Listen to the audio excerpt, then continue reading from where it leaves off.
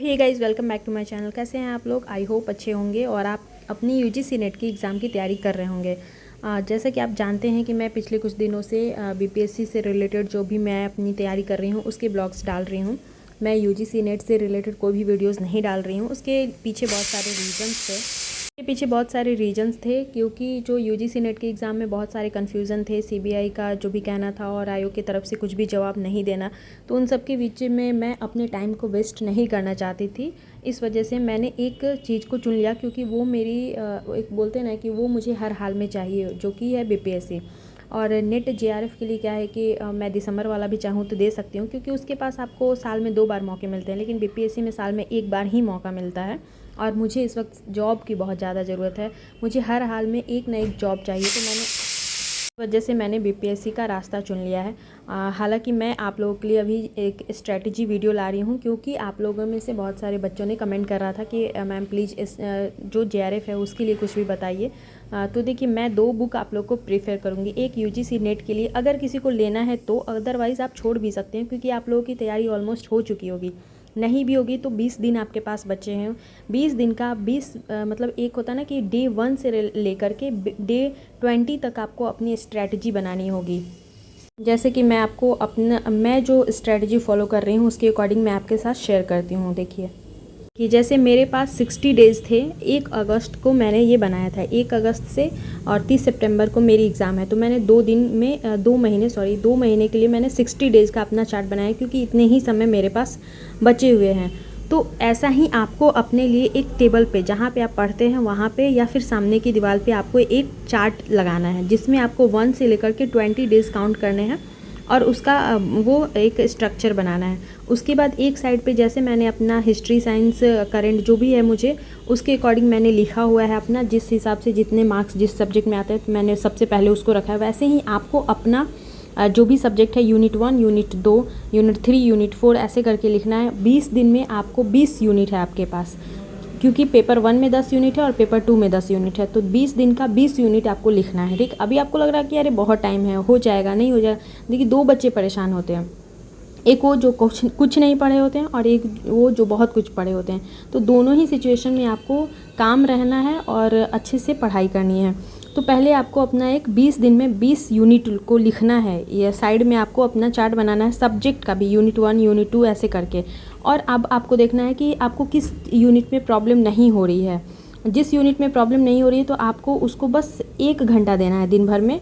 अगर प्रॉब्लम है जिस यूनिट में, उसको आपको ज़्यादा टाइम देना है। वैसे करके आपको 20 दिन में 20 यूनिट कंप्लीट करनी है। अपने आप से एक चैलेंज लेना है कि मुझे 20 दिन में 20 यूनिट को कंप्लीट करना है, हर हाल में करना है, चाहे उसके लिए 6 घंटे पढ़ने पड़े, चाहे 7 घंटे पढ़ने पड़े, क्योंकि 20 ही दिन तो मेहनत करना है। अपने दिमाग में समझा लीजिए, जैसा मैंने अपने दिमाग में बैठा लिया कि मुझे 60 दिन ही पढ़ना है, उसके बाद मुझे ऐसा करना है। ऐसा नहीं है, मतलब एग्ज़ाम देने के 1 सप्ताह तक तो नहीं पढ़ना होगा ना। और अगर मैं फ़ेल हो जाती हूँ प्री में ही, तब तो फिर से मुझे 1 साल पढ़ना है। तो बस ये सोचिए कि अगर आप 20 दिन पढ़ लेंगे तो आपको दिसंबर वाला एग्ज़ाम देने से आप बच जाएंगे। आप सोच लीजिए 20 दिन आपको मेहनत करना है या फिर 6 महीना मेहनत करना है। अपने आप से ये सवाल पूछिए और उसके बाद उस अकॉर्डिंग आप अपना स्ट्रेटजी बनाइए। जैसे मैं उठती हूँ सुबह 4 बजे, वैसे आप भी उठिए। मैं ये नहीं कर रही हूँ कि सुबह ही उठना ज़रूरी है, आप 6 बजे भी उठिए, आप 7 बजे भी उठिए, लेकिन पढ़ाई का उसमें होना चाहिए, सिलेबस फिक्स होना चाहिए एक टाइमिंग। मैं सुबह जल्दी इस वजह से उठती हूँ कि दिन में बहुत सारे काम होते हैं। पढ़ाई करके उठने के बाद मुझे खाना भी बनाना होता है, रूम में डस्टिंग वगैरह भी करना होता है, कपड़े भी धोने होते हैं, अपना नहाना वाना भी होता है, बाहर से जाके सामान भी लाना होता है। क्योंकि मैं खाना बना रही हूँ तो पर डे सब्जी वगैरह के लिए कुछ ना कुछ तो लाना ही होता है। इवन पानी तक बाहर से जाके लाना होता है हम लोग को। कुछ भी सामान ख़त्म हो गया तो बाहर जाना पड़ता है, पेपर लाना होता है तो बाहर जाना पड़ता है। तो इसमें टाइम बहुत ज़्यादा वेस्ट होता है। इस वजह से मैं सुबह जल्दी से उठ जाती हूँ और उसके बाद पढ़ाई, क्योंकि उस वक्त कोई भी डिस्टर्बेंस नहीं होता है। माइंड में एक चीज़ रहता है कि चलो इतनी सुबह तो कोई भी नहीं है उठा होगा जिसका मुझे काम पड़ने वाला है अभी, तो अभी बैठ के पढ़ाई करना। सुबह जो 2.5-3 घंटे आप पढ़ लेंगे ना, तो आपको मेंटली बहुत ज़्यादा सेटिस्फेक्शन होगा। हालांकि मैं कभी नहीं बोलूँगी कि आप 4 बजे ही उठ के पढ़िए, क्योंकि बहुत सारे काम होते हैं। अगर आप फैमिली के साथ रहते हैं तो उसमें भी बहुत सारे लोग डिस्टर्ब होते हैं। जो मैरिड वाई हैं उनके साथ और भी ज़्यादा दिक्कत होगा। बट मैं चूँकि यहाँ पे अकेले रहती हूँ तो मैं अपना रूटीन अपने अकॉर्डिंग बना सकती हूँ। तो मैं वही आप लोगों को बोलूँगी कि अगर 20 दिन आपके पास हैं तो 20 दिन का टारगेट आपको बनाना है। 20 दिन में 20 यूनिट ख़त्म करने हैं आपको, क्योंकि आपके पास इसके अलावा और कोई ऑप्शन नहीं बचा हुआ है। अगर आप लोग इतने दिन से पढ़ाई कर रहे होते तो कोई दिक्कत नहीं था। लेकिन अगर आप लोग अभी छोड़ भी दिए हैं बीच में, तो भी 20 दिन में आपको डू और डाई वाला सिचुएशन लाइए और अपने आप से बोलिए कि नहीं, मेरे पास ये 20 दिन का ही मौका और 20 दिन में मुझे करना है और मैं कर लूँगी। अपने आप से ये चैलेंज लेना है। साथ में आपको बुक मैं प्रेफर करूँगी एक यूजीसी नेट का पेपर 1 और पेपर 2 यूथ कंपटीशन का ही अगर आप ले तो ज़्यादा बेहतर है।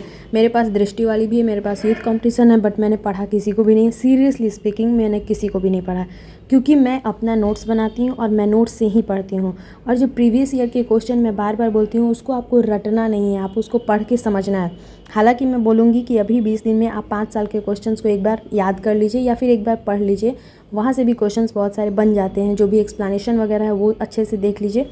लेकिन फिर भी मैं कहूँगी कि नोट्स को, अपने नोट्स आपने जो भी बनाए हुए हैं या फिर मेरे चैनल पे हैं, अगर शॉर्ट नोट्स मैं बनाती रहती हूँ और आप लोग के साथ बहुत सारे मैंने शेयर भी किए हैं, तो वहाँ से भी आप देख सकते हैं। और आपने अगर अपने नोट्स बनाए हैं तो वहाँ से उसको कंप्लीट कीजिए, क्योंकि जो आपका नोट्स होगा ना, लास्ट मोमेंट में वही काम आएगा। और नोट्स को एक यूनिट आप एक दिन में आराम से कर सकते हैं।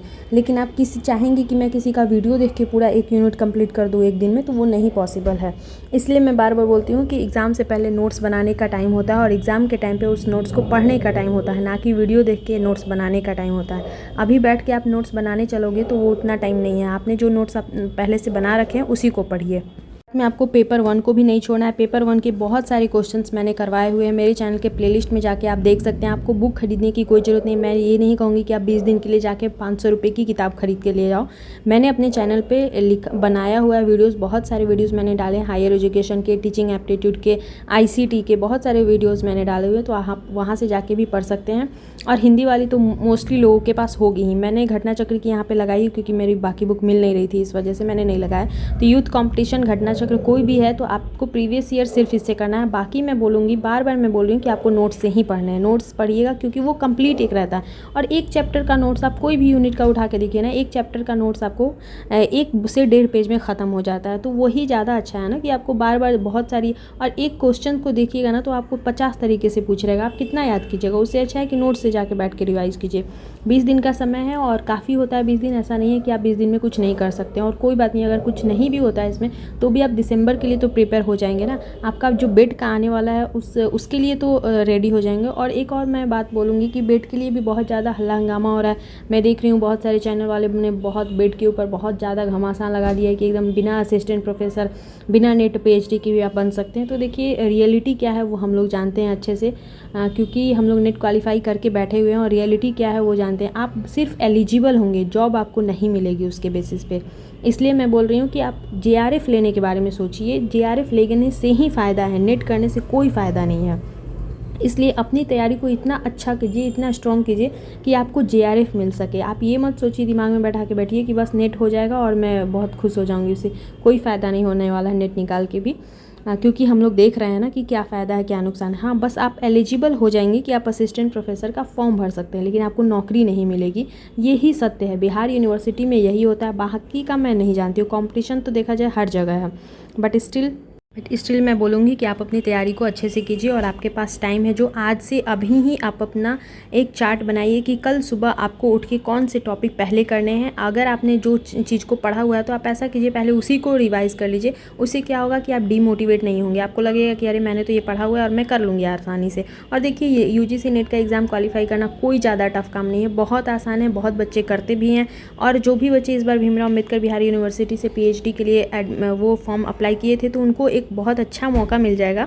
अगर आप ये वाला नेट एग्ज़ाम क्वालिफाई करते हैं तो आप डायरेक्ट भी अगर जाके बात कीजिएगा कॉलेज में, तो आपका एडमिशन हो जाएगा वहाँ पे नेट के बेसिस पे। अगर आप पैट का एग्ज़ाम में फेल भी कर चुके होंगे तो भी आपका एडमिशन हो जाएगा। तो इस वजह से मैं बोलूँगी कि एग्ज़ाम, पढ़ाई कभी भी बेकार नहीं जाता है। आप अच्छे से अपनी तैयारी कीजिए और आने वाले दिनों में अगर आप बेट क्वालिफाई कर भी लेते हैं तो हो सकता है कि एग्ज़ाम होगा। जैसे आपने देखा टीचर वाले में बहुत सारे बच्चे आ गए, तो हो सकता है उसमें एग्ज़ाम लेके और फिर से बहाली कर दिया जाए असिस्टेंट प्रोफेसर की। तो उस वक्त आपके पास एक मौका रहना चाहिए, ये नहीं कि आप उस मौके से चूक जाएं। जैसे जो भी बच्चे BEd करके बैठे हुए थे तभी तो उनको मौका मिला और एक बार में उनकी जॉब लग गई। वैसे ही अगर आप बेट क्वालिफाइड हो जाओगे, नेट क्वालिफाइड हो जाओगे, तो आपको एक मौका मिल जाएगा। और उस अपॉर्चुनिटी को मैं बोलूँगी कि आप प्लीज़ मिस मत होने दीजिए। So all the best. और मैंने मैथ्स का भी क्वेश्चन आप लोग के बोलने पे मैंने डाल दिया है, लेकिन आप लोगों ने नहीं देखा है। देखिए, मेहनत लगती है, टाइम लगता है, और मैं खुद एक एस्पिरेंट हूँ, तो इतना टाइम मैं कैसे दूँगी। उसको एक एक क्वेश्चंस को मुझे लिखना पड़ा कॉपी में, फिर मैंने उसके बाद उसको एक्सप्लेन भी किया। और फिर भी अगर आप लोग नहीं देखोगे, उसको नहीं बनाओगे उस चीज़ को, तो फिर मुझे बनाने से तो कोई फ़ायदा ही नहीं है। अगर मेरी बात आप लोग तक पहुंच ही नहीं पाएगी तो फिर मैं क्यों वीडियो बनाऊंगी। सो अच्छा है, आप लोग अच्छे से पढ़ाई कीजिए। All the best.